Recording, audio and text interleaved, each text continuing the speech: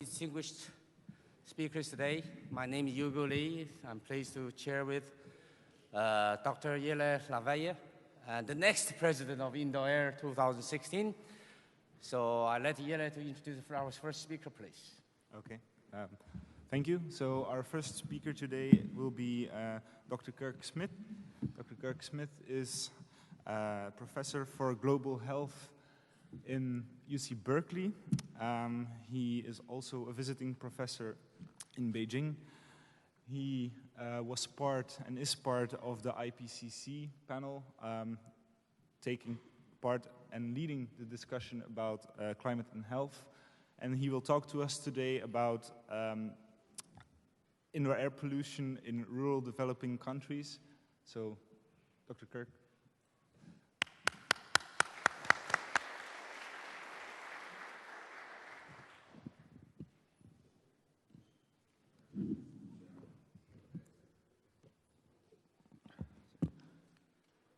Okay, very pleased to be here. Thanks for coming so early in the morning. I'm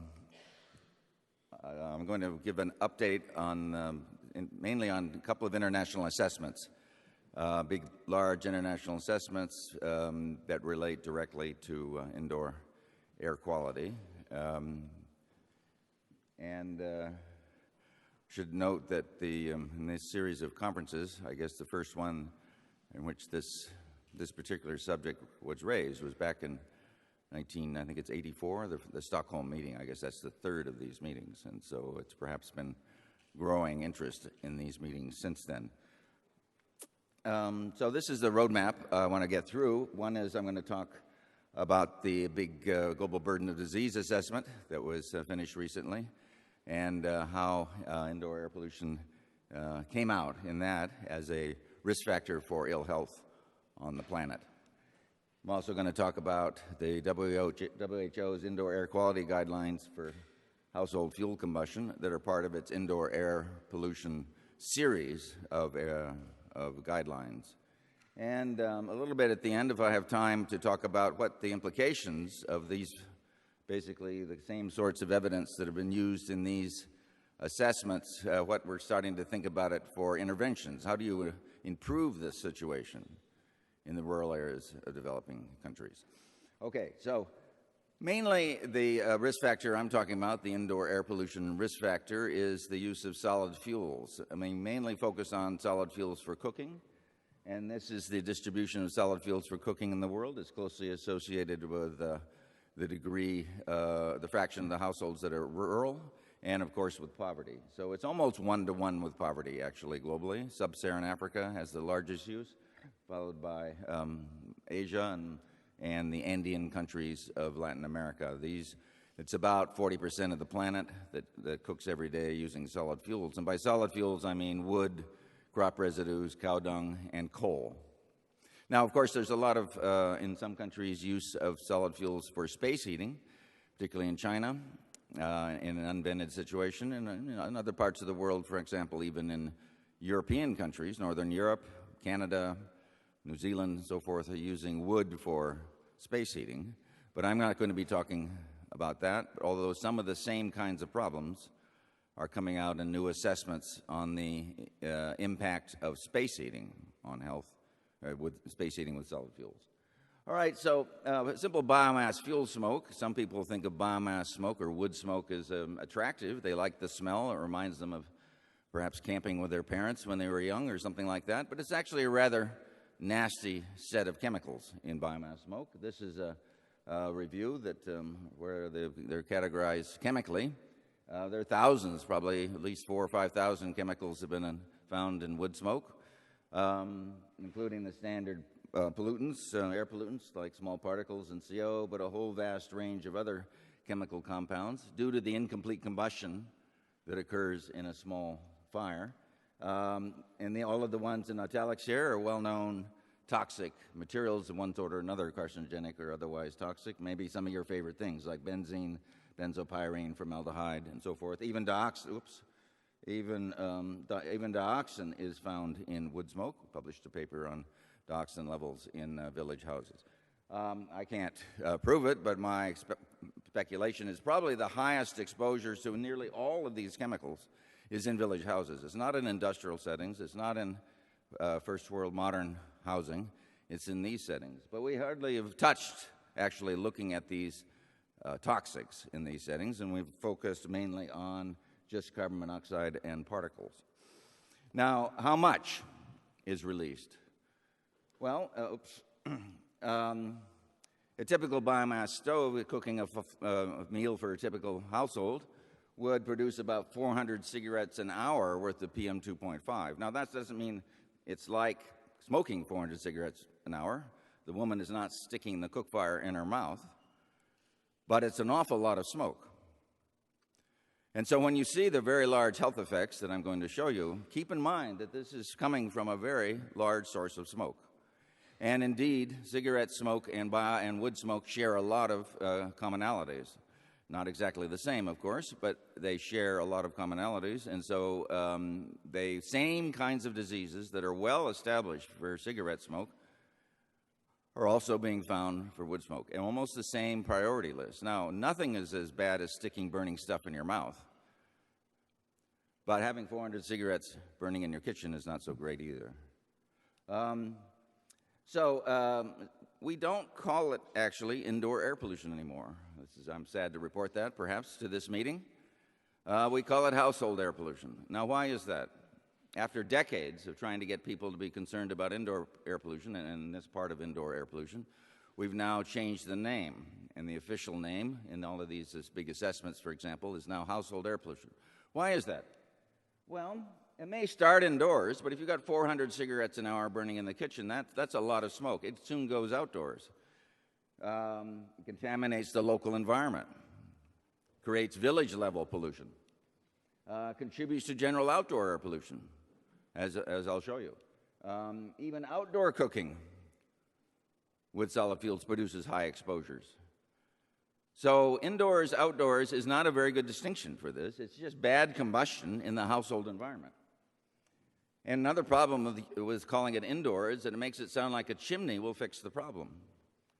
Even well-operating chimneys, and they're hard to be well-operating and simple devices, reduce exposures by a factor of 2 or 3 at most, but you need at least a factor of 10 reduction in order to get the health benefits. So when you think about it, just moving smoke 1.5 meters, as a chimney might do, is not really a very good way of dealing with it. We don't deal with automobile exhaust by having 1.5 meter long exhaust pipes up in the air. Why should it be much different in a household setting with very highly ventilated housing?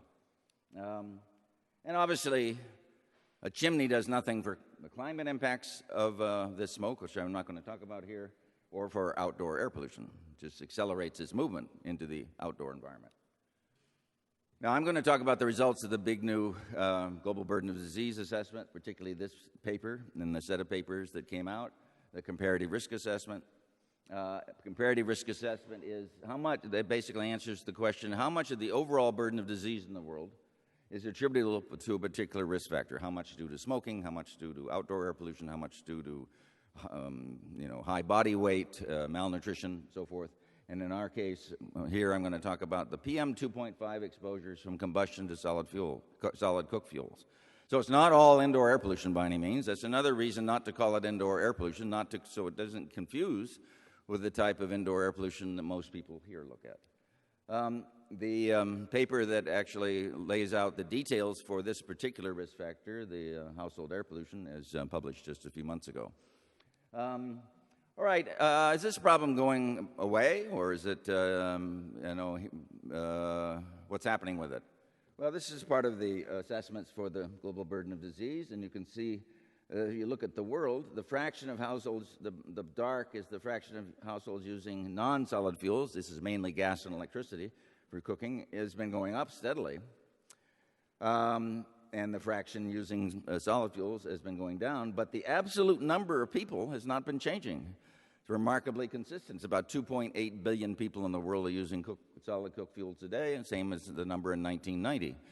So in an absolute sense, in its absolute burden that we're talking about, it doesn't really help poor people if they're more rich people, if they're the same number of poor people suffering from this. So this problem is not going away. In China, where I've been, as you know, on sabbatical at Peking University, in 1990, 64% of the population used solid fuels. That was 700 million people. In 2010, 46% used it, a slight decline in the total number of people.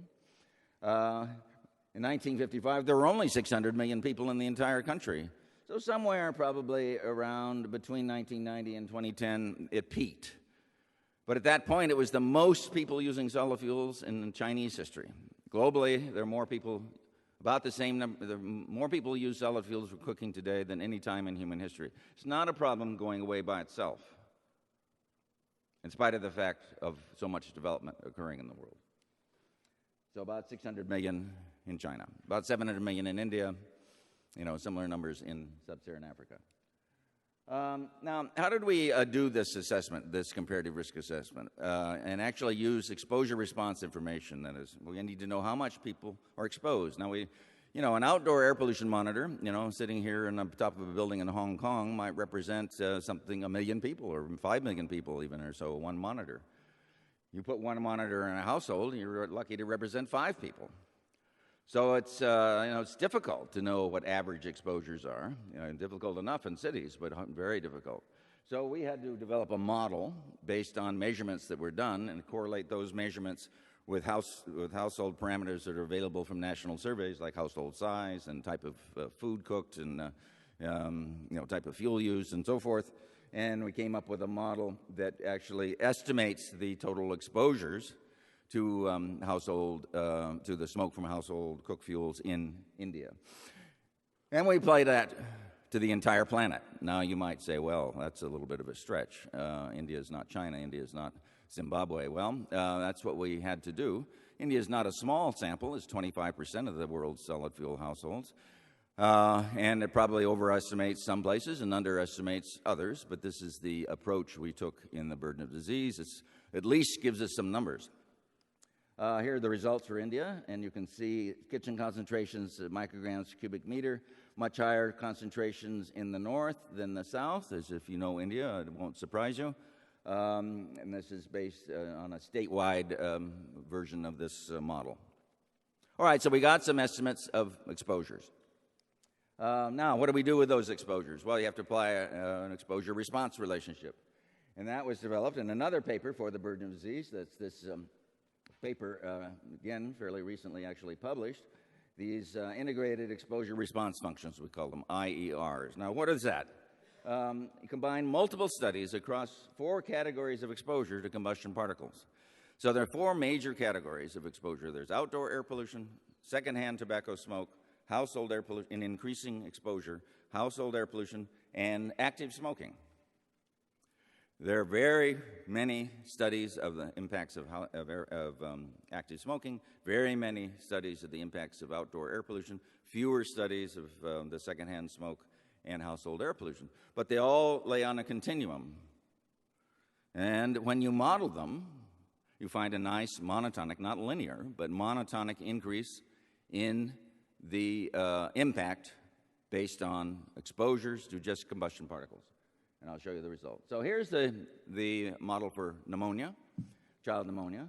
And this is the overall model. You see there gets to be a lot of uncertainty up here, but because there are fewer studies. But down here are some big studies on outdoor air pollution, these green dots. That's ambient air pollution. These are studies related to secondhand smoke, and these are studies, actually our studies in Guatemala, that relate to household air pollution. We put it in an equivalent in micrograms per cubic meter, but this is a log scale. I'll show you the linear scale in a minute. This is the standard epidemiological metric, relative risk, the relative risk of getting pneumonia. So if you were at a relative risk of 2 here, if you have that much exposure, you have twice the rate of pneumonia as you do if you're down here where the relative risk is 1. So this is one of the more robust of these because it includes pretty good data, if I can say, from household air pollution. But what about some of the other diseases? Well, we actually don't have any studies of household air pollution and cardiovascular disease, direct studies of the disease itself. There's some underway. But we do have very good studies active smoking and outdoor air pollution, and some studies on secondhand tobacco smoke. So we can combine those together to get a model of the integrated exposure response function and interpolate where household air pollution should be. So here was the first paper that did this, and here are, this is a log-log scale, and here, because you can't turn smoking, active smoking into micrograms per cubic meter very well, it's actually as inhaled dose, daily dose of PM 2.5 milligrams. It's not, doesn't mean that all of that stays in the lungs. It's a nominal dose, if you like, what goes down the throat. These are studies of smoking studies, many studies. These are the outdoor air pollution studies. The starred ones are the secondhand tobacco smoke studies, or environmental tobacco smoke. And you can see on this log-log scale, you can easily fit a line. I mean, this is just fit by eye, but you can fit it very nicely, more systematically, and I'll show you the result. And in the household environment, these are the kinds of exposures you get. They're not as bad as sticking burning stuff in your mouth, but a lot worse than these other types of exposures here. So we would expect that if these, since they're at lower levels, you can see effects, and at higher levels, you can see effects, we would see effects in between. Now, this is a lot more comfortable to most scientists than extrapolation, trying to figure out what's happening out here beyond your data. In fact, why do we do graphs? We do graphs to interpolate. That's why we do graphs. So we're interpolating here. But it does have some assumptions. For example, that the types of particles are similar. But remember, we're not trying to be highly precise here. So this is how we estimated the cardiovascular disease risk for household air pollution. Now, it's not as if this is the only kind of data we had. Well, here's a linear version of that. So just to be clear, this is informed by taking out the uncertainty bounds. This is informed by the outdoor air pollution studies. This is informed by the secondhand tobacco studies. And the smoking studies are not even on this graph. They're off the chart. In fact, let me ask you, how far off the chart are they? I mean, at the wall? The next room? Remember, sticking burning stuff in your mouth is a very high dose. They're about 30 meters over there. But notice how flat this curve is out there. The risk of, this type of exposure, which you find in village houses, even some, Beijing sometimes a year, are not that different, than active smoking. It's a very linear out there, very flat. This has profound implications, both for assessment and potentially for policy. So in the household air pollution area zone is, averages are in this area. Many houses are higher, some are lower, but this is the kind of area that we determined as reasonable. Now, I might want to point out one thing, just methodologically, is uncertainties in the exposure and in this area are not very important. They don't give you much difference in the estimate of risk. You can be quite uncertain in your exposure and get very similar risk. So our transfer of the Indian model to the globe for the indoor air pollution exposures, produced a lot of uncertainty, but it didn't actually affect the uncertainty in the burden estimate very much. Now, we have other types of evidence. These are studies from our Guatemala work, some good work in China. We show blood pressure affected by the household air pollution. This one is a randomized trial. Effects on the autonomic nervous system of the heart, the ST segment. All of these are indicators of heart disease risk. So it's not as if we had no evidence. It's just we don't have evidence yet of heart disease itself. Medically diagnosed heart disease. These are underway. All right, these are the integrated exposure response curves for ischemic heart disease, stroke, chronic obstructive pulmonary disease, lung cancer. I showed you the pneumonia one. If you put, here's the linear version: stroke, ischemic heart disease, pneumonia, lung cancer. Notice the for these cardiovascular kinds of outcomes, very sharp. The flattening out. Even the pneumonia one flattens out. Lung cancer does not flatten out. Lung cancers, you cut your exposure by half, you get roughly half the risk. This is sort of what we, grew up as environmental health people. We grew up learning on our mother's knee. That is, that cancer risks tend to be chemicals tend to be more linear kind of effects. But lung cancer is not the major burden from this, as I'll show you. So these nonlinear effects are quite important in interpreting the data. Here you put them all together, And you can see pneumonia risk flattens out, lung cancer does not, so forth. All right, so the innovations in the comparative risk assessment from previous ones, there's only been one previous one published in 2004. We were able to get a quantitative estimate of exposures using this model in India. We were able to develop integrated exposure response functions for 4 diseases that we used in the assessment, and for the other 2 diseases that have come in confirmed, at least according to the processes, as the burden of disease as being caused by household air pollution. We use binary, with clean fuel, without clean fuel, that kind of method. So it's not an exposure response curve. Now you have to compare it to something. There's no zero air pollution in the world, except maybe in a P5 laboratory at the CDC or something like that, or nuclear submarines or something. So you have to compare it to something. So we took the same counterfactual level as our colleagues in the outdoor air pollution group. Well, I was on that group too, but 7 micrograms, which is sort of like the 2% level of the world's cities. Cleanest cities in the world can be about 7 micrograms per cubic meter. So we took that as the counterfactual for household air pollution. It's roughly equivalent to LPG, gas cooking. A household that's only using gas cooking. So it's reasonable. It is achievable. 60%, all of you use gas or electricity. We know it's achievable. We also calculated the contribution to ambient pollution. Now, there are a bunch of other diseases associated with household air pollution that were not included because the weight of evidence was not considered sufficient at this point, but would add a lot of burden. Low birth weight, tuberculosis, several other cancers, and so on. All right, this is the global burden of disease final estimate for all of the risk factors. It's just the top 15 here. There are many more. High blood pressure was number 1. Tobacco, sticking, burning stuff in your mouth was number 2. Alcohol, here's household air pollution. So household air pollution was 4th globally, the highest of all the environmental health risks, and it's 4th globally, even though 60% of the world, your world, my world, isn't at risk at all. Only 40% of the world is at risk. So if you like premature deaths instead of DALYs, this first was the percent of lost life years in the world, which is the best metric for ill health. But if you like premature deaths, high blood pressure was about 9, alcohol was about 8, tobacco was about 6, secondhand tobacco smoke about 0.6, household air pollution about 3.7, and secondhand smoke from cook fires, that is the contribution to outdoor air pollution from cook fires globally, is about 0.3. High body mass index, physical inactivity, outdoor air pollution, high sodium levels, so forth and so on. So it's up there with the big boys, if you like. I wouldn't say these numbers are accurate enough to be able to distinguish, say, high BMI from household air pollution. Maybe we could distinguish tobacco from household air pollution and high blood pressure, but these numbers are not highly precise, but it give you an idea of the scale of the impact. It's up there. So household air pollution, or indoor air pollution, if you like, is up there with all the other big boys in terms of risks to the health of the planet. Now here I put in the China data. Here is the China data, and you can see that household air pollution is 1, 2, 3, 4, 5, slightly behind ambient air pollution. Here's some other risk factors.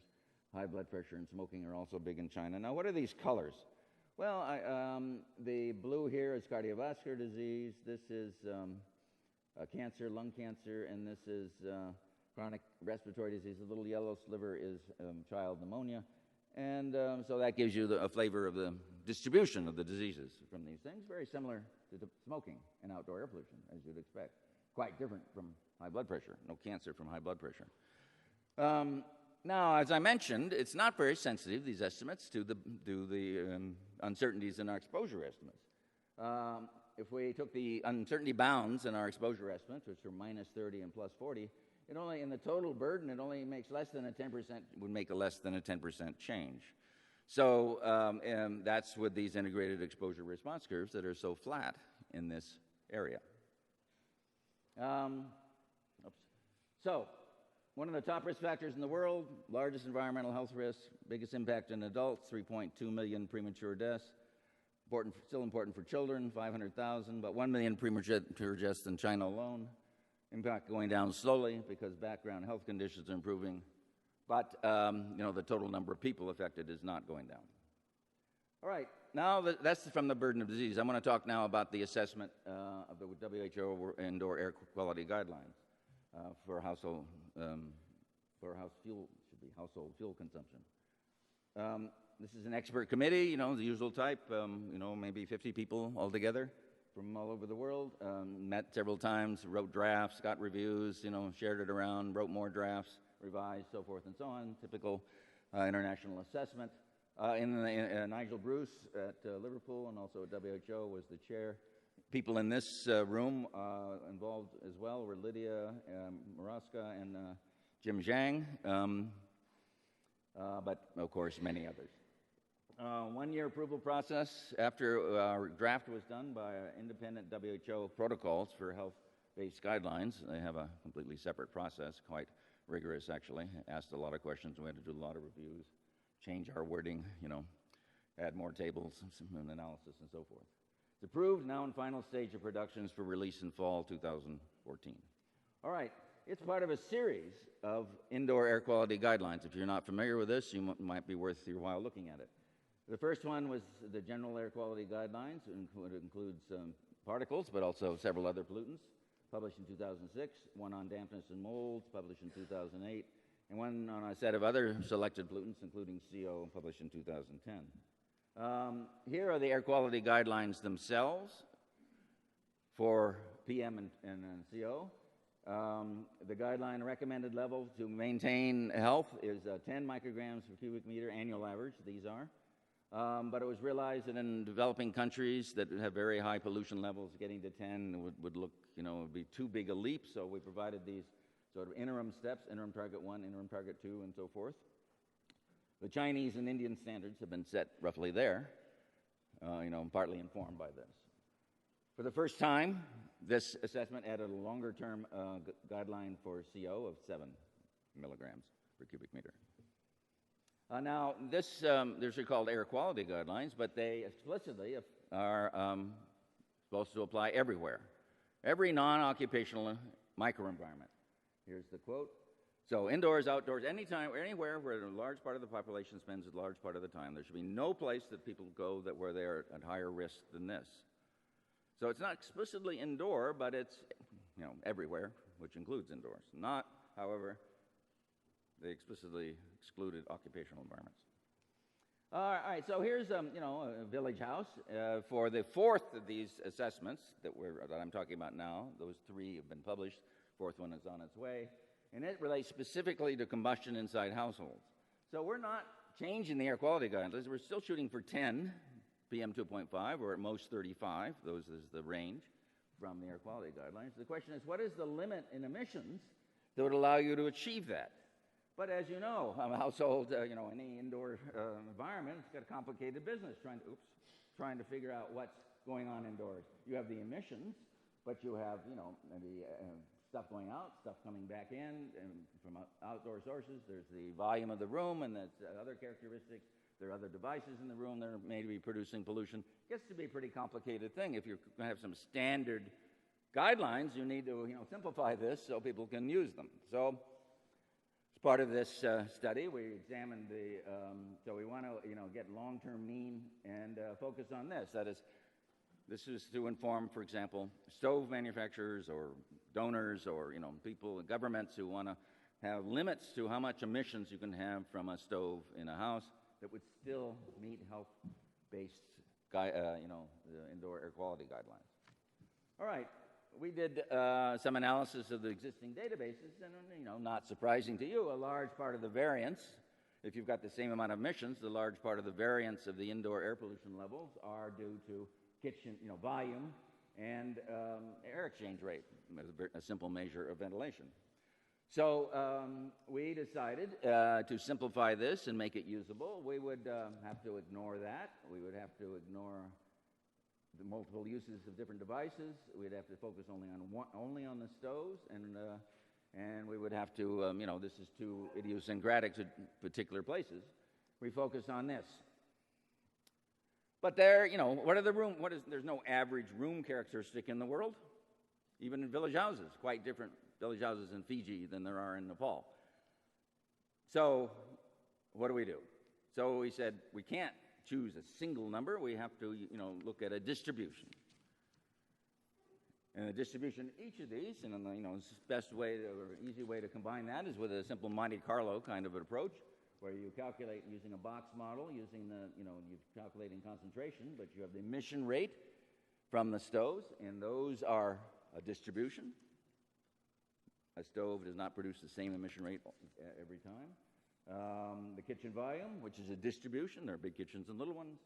The time used of the stove, well, some people cook only 45 minutes a day. Other people cook 8 hours a day. And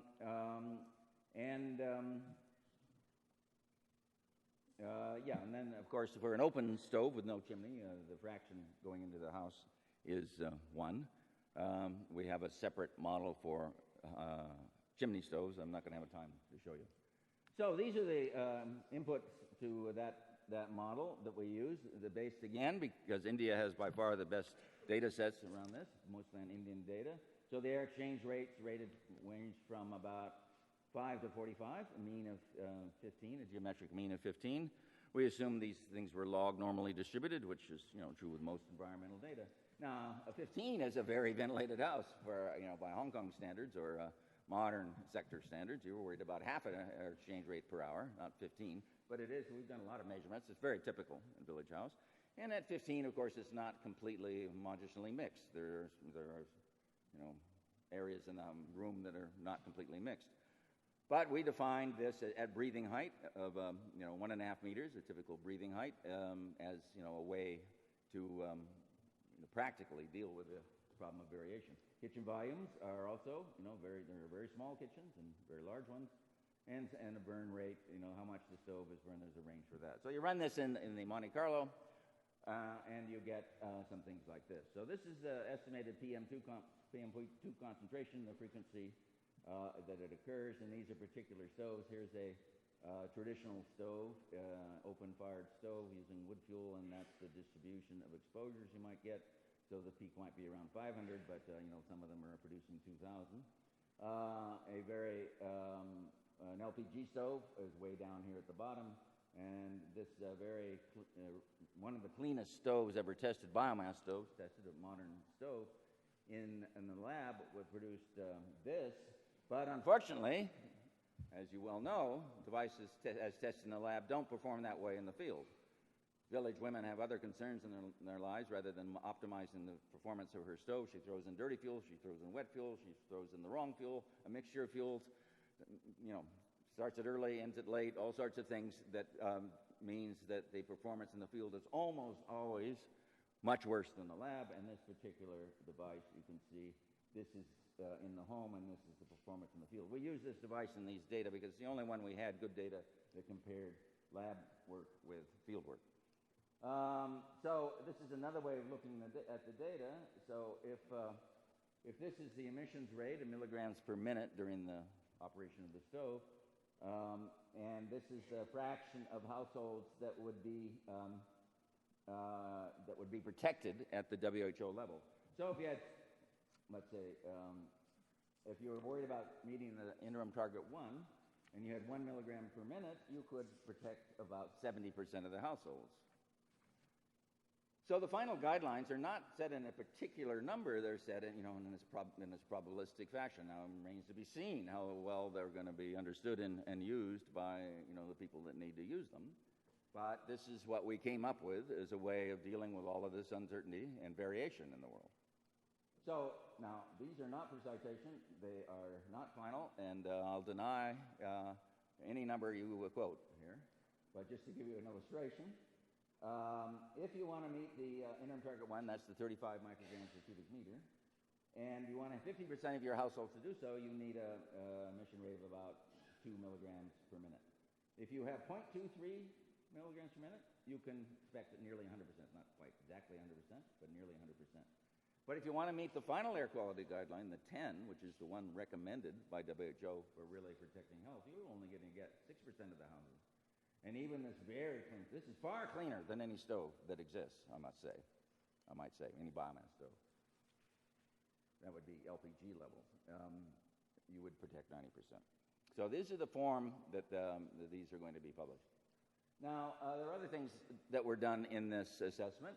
One is that we came out very strongly against using unprocessed coal for any household use. It has all the nasty things of biomass, plus other stuff, chemicals like fluorine and arsenic and sulfur and so forth. Discouraged use of kerosene for cooking and lighting in traditional devices. Growing health effects evidence on the use of kerosene. We weren't able to get to a good understanding of so-called processed coals or so-called clean coals and how clean they can actually be. That needs to be done, and same with more advanced lamps and stoves using kerosene. This is future work to be done before guidelines can be established. Next steps. Well, the International Standards Organization, ISO, in Switzerland is planning to take these on board. I mean, there's already an agreement. We'll take these WHO levels on board and to develop actual standards. WHO is careful to say they don't do standards. Standards have a legal meaning. Can only be established by governments, with a legal authority. So they call them guidelines. Now, ISO doesn't really have legal authority, but they still call them standards. So there are different definitions of the word. But many, as you know, many organizations and governments do adopt the ISO standards for a whole vast range of activities. And so it's hoped that within a couple of years there'll be a set of ISO standards that relate to emissions, maybe a star system or, actually they're calling it Tier 1, Tier 2, Tier 3, that will include emissions, but also efficiency, durability, safety, and other issues that were not addressed by WHO. Now the question is, how do you show that you've met those standards? You have to have standard protocols for testing. It's not something we dealt with in this committee. It wasn't part of our charge. Not an easy thing. It's much easier to measure in the lab, but lab doesn't represent the field. If you try to do it in the field, that's really complicated. It's expensive and time-consuming, and sample sizes are low, and a lot of other variables come in. So that's a tricky thing that is going to be next, is how you test these stoves to see that they meet the WHO guidelines. All right. I have a little bit of time, I think, to talk about what does all of this mean. Now, what's been done to try to improve this situation with biomass stove is basically to develop so-called improved stoves. Been dozens, hundreds of these programs over the last 60 years, including the very large program in China, 180 million households. And some of these have been successful, some not, but mostly, hardly any have been actually with a health purpose, most of them from an energy efficiency purpose. The Chinese call this program as the most cost-effective energy efficiency measure they ever made. Had chimneys, but they didn't really focus on reducing emissions. Other national programs. Hundreds of NGOs, companies, the donors, and so forth are promoting stoves around the world. Now they're starting to focus on health, but in the past, mostly on efficiency. Hundreds of stove models. These are just a few pictures of them. This is the standard improved biomass stove used in the Chinese program. Very nice stove with a tile, and then on the chimney is in the wall, and something you're proud of. You hand down to your children. It changes the whole character of your kitchen. There are others that are just sort of small, minor changes in what they're using already. And then this is a modern version where there's a thermoelectric device that generates electricity from the heat of the fire and runs a fan to improve the combustion. That thermoelectric generator will also charge your cell phone. So this is perhaps the most modern of these devices. But unfortunately, when these new guidelines come out, none of these are going to reach down to the levels that WHO is going to say is needed to protect health. The closest blower stove, electric blower stove, is about 10 times more polluting in the lab. But as we say, the lab is not the field. We need to push harder to find ways to improve this. But it's not easy to burn biomass cleanly in a small device, without catalytic converters or electrostatic precipitators or something. It's difficult to burn unprocessed solid fuels cleanly. But maybe we need to explore entirely new approaches, and I want to mention a couple. Here is the data, for example. This is from the EPA labs in North Carolina, and this is the best stove they tested. It's a fan stove, forced convection made by Philips, but it's still in the lab 8 times more than the WHO levels, and We've done work in the field in India with it, and it performs, I'm afraid, less well in the field, as you might expect. Now, so this is the classic energy ladder. Developed back in the 80s, sort of fell out of favor. I've been bringing it back recently because I think it has some value in understanding this. This idea is increasing income. Very poor people use ag residues. This is the Indian version. So here's the relative income distribution here. And a lot of people use wood, some people use coal, some people use kerosene, some people use biogas, a lot of people use LPG and a little bit of piped natural gas and electricity. So as income goes up, people move up. Unfortunately, part of the picture is so-called stacking. In some categories, people tend to use more than one fuel. Many households have both wood and LPG, for example. And they use LPG for some things and wood for other things. I put in a ratio here of emissions per meal, and you see that this non-solid solid fuel is very meaningful in terms of emissions. It's about 400 times more emissions, or 100 times more emissions per meal here than there. And another, maybe even more order of magnitude or more up to the really clean fuels. So the question is, basically, our question is, how do we fill this space, the empty quarter? How do we get poor people to use clean things? Well, the approach been taken is to try to make this clean, to make the available clean. But as I showed, it's very difficult. We haven't crossed this boundary. Can we cross that boundary? I don't know. But what else could we do? Well, another paradigm is instead of trying to make the available clean, or in addition to trying to make the available clean, let's make the clean available.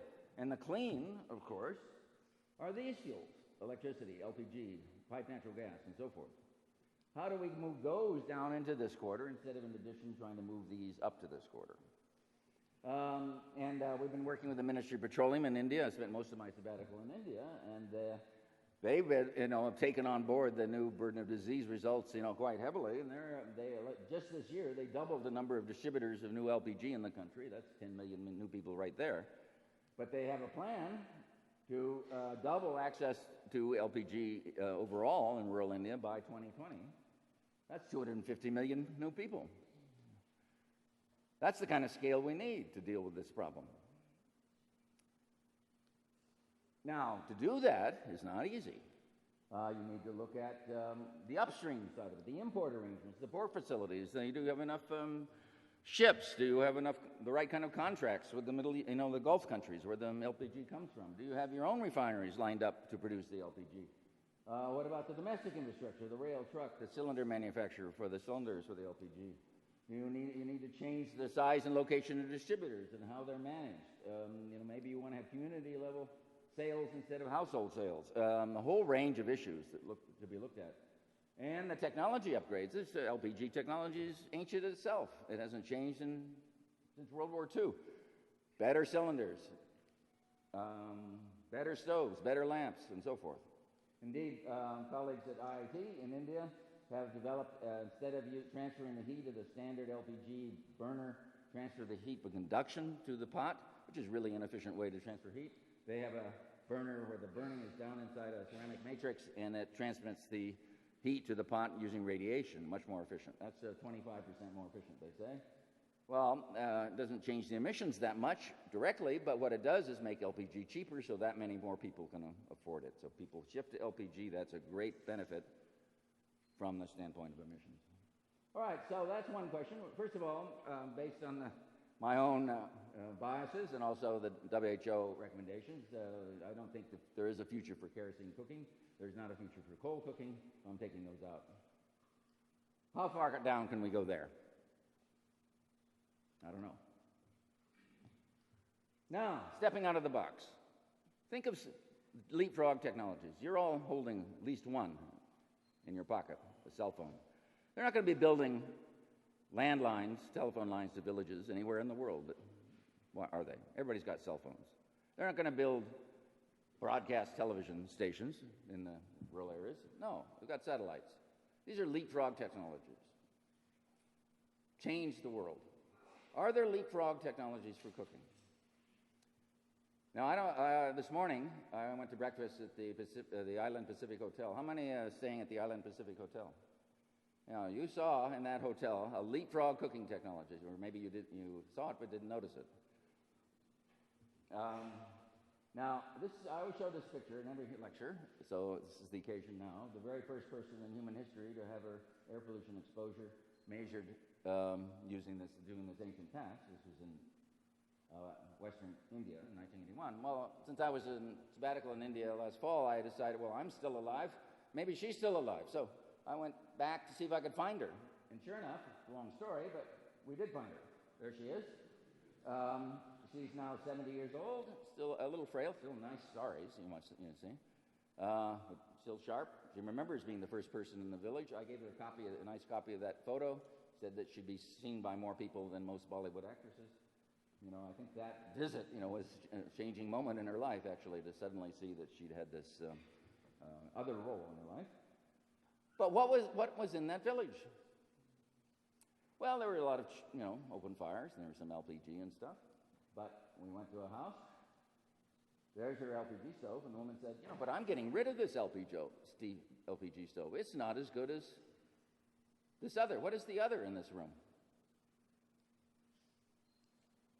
What is that? She says, this is cheaper, faster, safer, and more reliable. That's an induction cook stove. It's an electric stove,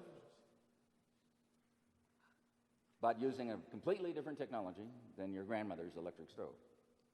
So, what is an induction stove? Different technology from traditional. It uses high-frequency magnetic fields to induce the heat in the pot. There's no heat in the stove itself. Your sari falls on it, doesn't catch on fire. Your kid puts his hand on the stove. It's warm, but it won't scald you. Food doesn't burn on it, and so forth. Since the energy is created just in the pot, you take the pot off, the electricity consumption stops. It's much more efficient, probably 90% more than as compared to 60%. Faster as a result, safer, cooler, long-lived, easy to clean, and cheap. You can now buy these on the web for less than $8 each with a warranty. Because they're electronic devices. Think of the economies of scale. Think of the cost-performance ratio and how it's changed with cell phones and televisions and everything else that's electric or electronic in our world. All right, so this is some stuff you can get on the web. It shows here's the pot that's the water is boiling, but the ice is still frozen because it doesn't have an iron-containing pot so for the magnetic field to be converted to heat. Here's an egg cooking on one side, not on the other. There are a lot of photos like this on the web that illustrate induction stoves. Here's an induction stove in a little market in Delhi, growing like wildfire in Delhi. What is the growth rate? Well, a study done by a big marketing group shows they're estimating a 35% growth rate in induction stoves in the next few years. Now, 35% is a transformational growth rate. That's the growth rate cell phones went through. Of course, they did it for 20 years. That's why we ate 8 billion of them. But it's that kind of transformation that's needed. There are dozens of manufacturers in India. 2 more minutes, please. The shelves in China, they're coming on. I'm going to probably have to finish here. This is they're flying off the shelves in China, as you can see. Now, there are lessons from the past. In fact, I should end with this. This is a Hong Kong University. This university press. This is a professor here, but she's not a professor of engineering or public health. She's a professor of history. Interesting woman. And she wrote this history of rice cookers. Rice cookers were transformational. They were invented in 55. Pretty soon, 90% of households had them in Japan. They went global via Hong Kong. 100 million a year now, mostly sold, half of them sold by Panasonic, the big Japanese company, used to be called National. We had a Panasonic rice cooker in the restaurant this morning. They adapted it to every market. And the third largest fortune in Hong Kong, William Mong, who is endowed, I see several chairs held by people in this conference. Yes. And his son, David Mong, is a UCLA graduate. David thinks that induction cook stoves are going to be. His father, started out with rice cookers.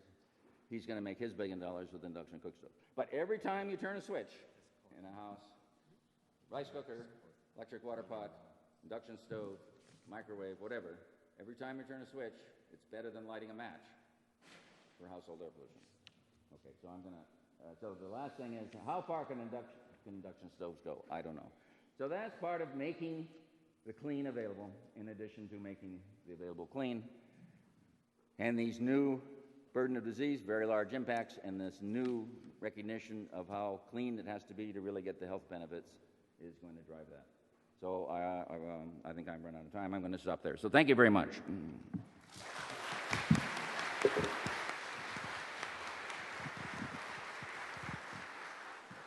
Thank you, Professor Kirk Smith.